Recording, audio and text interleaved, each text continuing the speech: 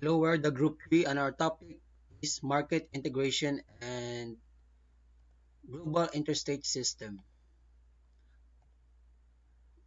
What is the importance of market integration in globalization? What is the history of global market integration? What are the benefits of market integration in economy? Globalization of production and globalization's market.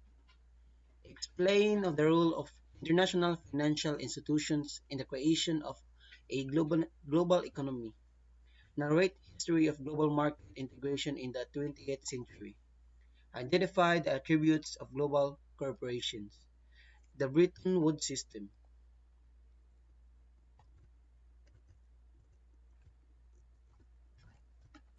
Market integration. Market integration means that different regions or countries come together to make it easier for businesses and individuals to buy and sell goods and service across borders. This can involve reducing trade barriers like tariffs or regulations and creating a more open and interconnected marketplace. It aims to promote competition, increase access to a wider range of products, and potentially lower prices for consumers. So market integration is all about combining or bringing about different countries into one economy. For example, the European Union and the Southeast Asian National, as they join the international organization, they have their different agenda to improve their economy for the development of their countries, for better trade with different countries, which are all related to economic transaction between them and other countries. What is the importance of market integration in globalization? So what is the importance of market integration in globalization? So the importance of market integration is that the different countries can buy and sell goods and services more easily with each other. This helps businesses grow by accessing larger customer bases, encourages competition, and can lead to better products and lower prices for consumers. It is also promotes economic stability by reducing dependency on a single market, making countries less vulnerable to economic crisis. Overall, market integration in globalization boosts economic growth, improves living standard, and connects the world in a way that benefits both businesses and people. So market integration, like when countries work together to make trading simpler, is vital in globalization. It lets things like goods, services, and money move between countries more easily. This helps countries grow their economics, make more jobs, and give people more things to buy. It is also make companies try harder to be the best, which means better stuff and lower prices for you. History of global market integration. What is the history of global market integration? History of global marketing integration. As early 19th century, global marketing integration became a reality because of advanced development technology, from the development of system enhanced down to the development of railroads and ports, which provide way to faster world transport network. The agricultural revolution that first began of economy change was agricultural revolution, when people learned how to domestic plants and animals. They realized that it was much more productive that hunter-gatherer societies. This became the new agricultural economy. Farming helped societies build supplies. This led to the major of development like permanent and system, trade network, and population growth. Benefits of market integration in economy. So, what are the benefits of market integration in economy? Before we talk all about the benefits, it does define what is market integration. So to make it short, market integration means that goods, services, and production factors can be circulated freely across different regions, and thus prices of goods and capital are equalized. So that is the market integration. Besides, there are lots of benefits in market integration. The first is reduce risk. So procurement, especially for public sector clients, is fraught with risk. So there is nothing to stop losing bidder challenging on the grounds of a small procedural error in complex process. And rightly so, but this can lead to delays or even the collapse of the procurement process, so resulting in sunk cost for all. Selecting an MSP or managed service providers from pre-procured framework such as debt resolution services eliminates this risk. So second is efficiency. So why we manage a dozen of contracts when you can manage at least one? So this allows you the time to concentrate on delivering real value out of a contract without needing to have multiple conversations to achieve the same goal. So the third one is consistency. Any contract changes will be implemented by the MSP on your behalf. It's exactly the same standard. So the fourth is flexibility.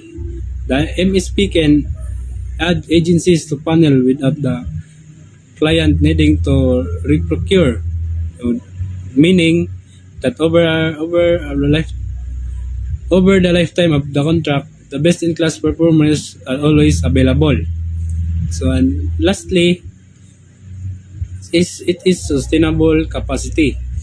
To manage both seasonal fluctuations and longer-term increases in debt volumes, like example, because of the cost of the living crisis. So the MSP will be able to scale capacity across agencies, bring in new agencies as necessary, and ensure that this is always enough supply to match your demand. So this would also be the case if one of the agencies had to cease trading for any reason. So that's all. Globalization of production and market.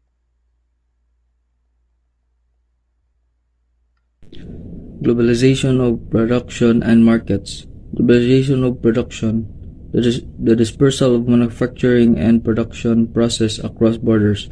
Companies seek to cost efficiencies by sourcing materials and labor from various countries, emphasizing supply chain integration and efficiency.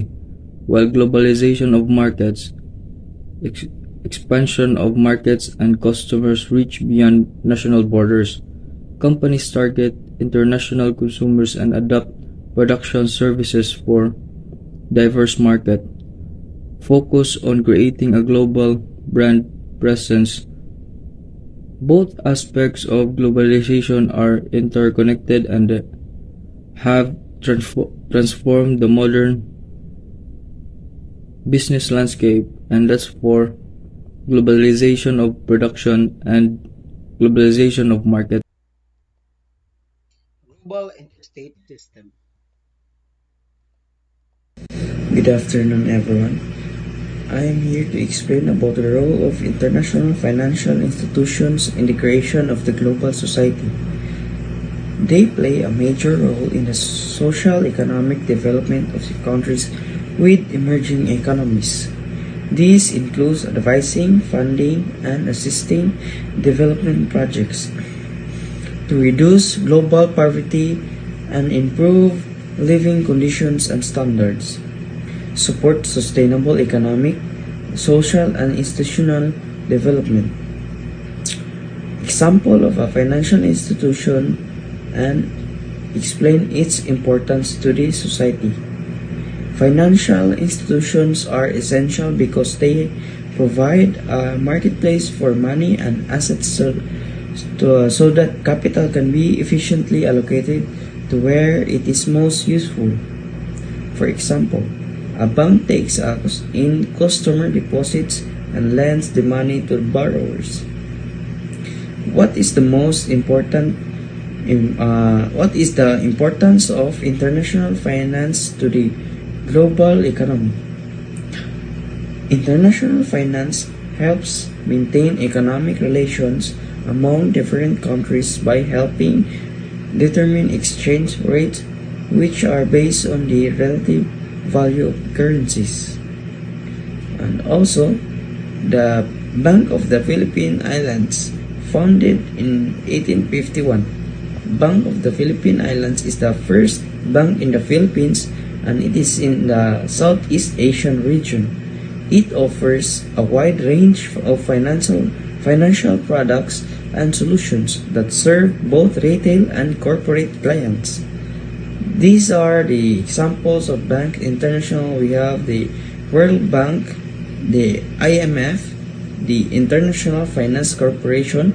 To what I have just mentioned, these banks aim to reduce global poverty and improve living conditions and standards, to assist economic development by encouraging the growth of productive private enterprise in its member nations, particularly in the underdeveloped areas, which is Philippines.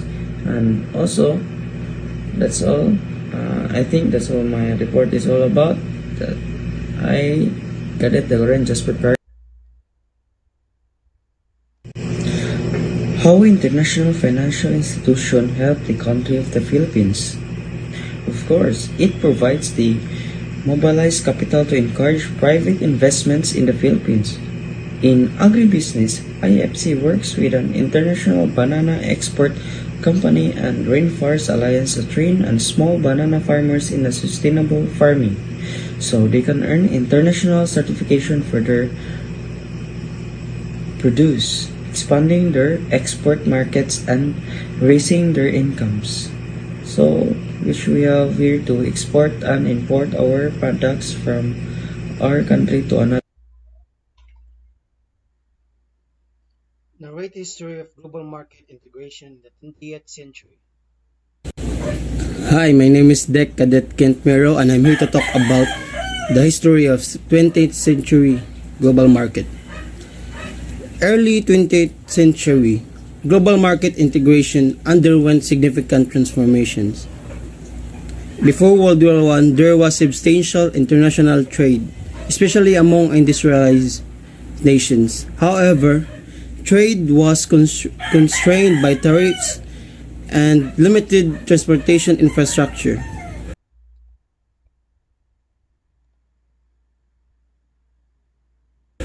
And after World War I, protectionist policies and the Great Depression led to a decline in global trade. Many countries imposed high tariffs and pursued isolationist economic policies. The Bretton Woods Conference in 1944 established a new international monetary system, which included the creation of International Monetary Fund, or the IMF, and the World Bank. These institutions aimed to stabilize exchange rates and promote economic cooperation. The General Agreement on Tariffs and Trade, or what you call GATT, created in 1947, aimed to reduce trade barriers. In 1995, GATT evolved into World Trade Organization, or WTO, which further facilitated global trade and dispute resolution. European integration, the establishment of the European Economic Community, or the EEC, in 1957, as evolution into the European Union or the EU promoted economic integration among European countries. Countries like Japan, South Korea, Taiwan, and Singapore, or what you call the Asian tigers, experienced rapid industrialization and export-led growth in the latter half of the 20th century, contributing to global market integration. Technological advancements, particularly in telecommunications and the internet, revolutionized global markets, enabling faster and more efficient international trade. And in China's opening in the late 20th century, China embraced economic reforms and opened its markets to the world, becoming a major player in global trade and manufacturing. Hi, my name is Dec Cadet Kent Miro, and I'm here to talk about the history of 20th century global market.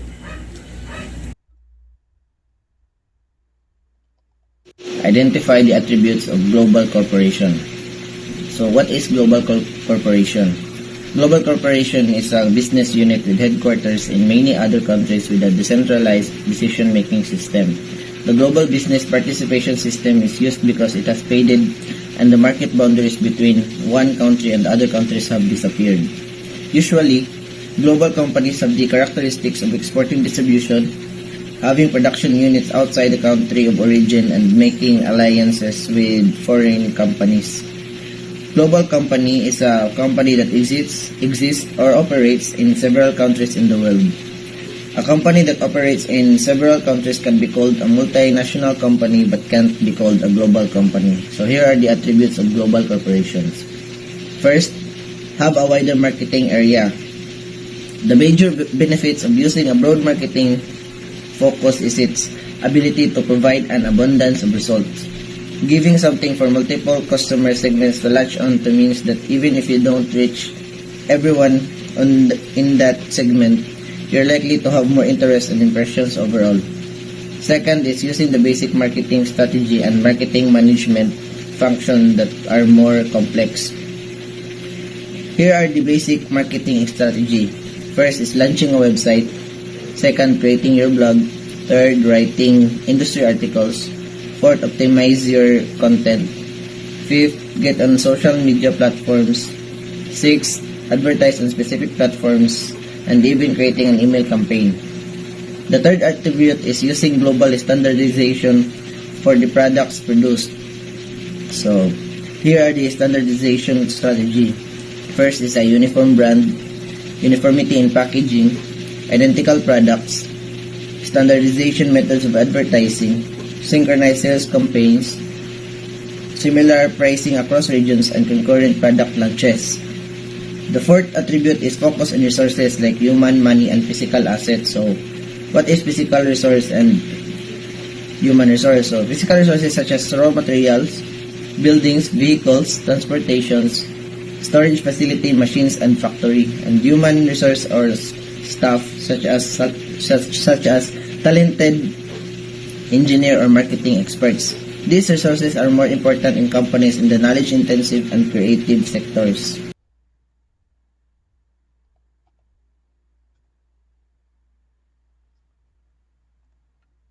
Attribute is focus on global consumer satisfaction. So, focusing on consumers' satisfaction means your staff will be able to offer outstanding service with the aim of exceeding expectations. You have to earn your customers' testimonials, and when you do, you'll attract more customers without any extra effort on your part. The sixth attribute is manufacturing and placing affiliates in developed countries.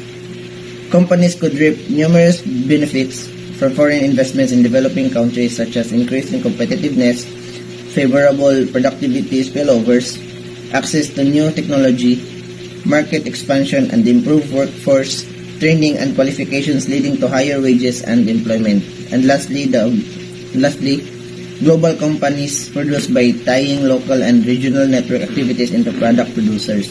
Global productions network fixes go beyond materials, energy, or other tangible goods. It has impacts on the movement of ideas, information, culture, and people. It generates externalities of impacts being seen sometimes outside production and consumption zones. Those networks of facilitated exchange happens due to the specialization of regions to supply the other centers with their product or services, and the exchange stays between specialized parts.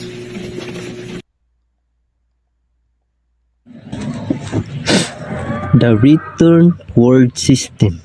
The written word system was an international monetary agreement that standardized currency exchange rate. Currencies belonging to the various nations were rigged against the US dollar. The US dollar itself was rigged against the price of gold. It is aimed to bring uniformity to the global exchange rates, establish a system through which a fixed currency exchange rate could be created using gold, the universal standard.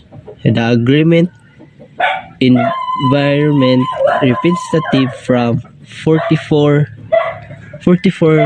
nations and brought about the creation of the International Monetary.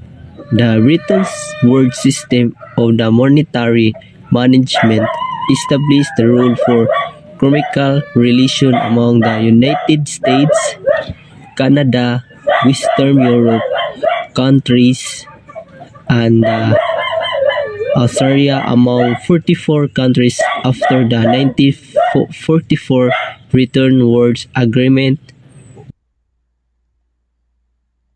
Word system was the first example of our fully nationwide monetary order intended to govern monetary relations among independent states. The written word system required countries to guarantee convertibility for their currencies into US dollar to the with 1% of fixed parity rates with a dollar convertible to the gold bullion for region governments and central banks at US $35 per 30 ounces of the fine gold or 0.88867 gram fine gold per dollar. It also envisioned greatest cooperation among countries in order to prevent future competitive devaluation and to establish the International Monetary Fund to monitor exchange rates and lend serve currencies of nations with balance of payments. So, based my understanding this, my explanation is the written word system was an international monetary agreement that standardized currency exchange rate. Currencies belonging to the various nations were pegged against the US dollar. The US dollar itself was pegged against the price of gold. It aimed to bring uniformity to global exchange rate.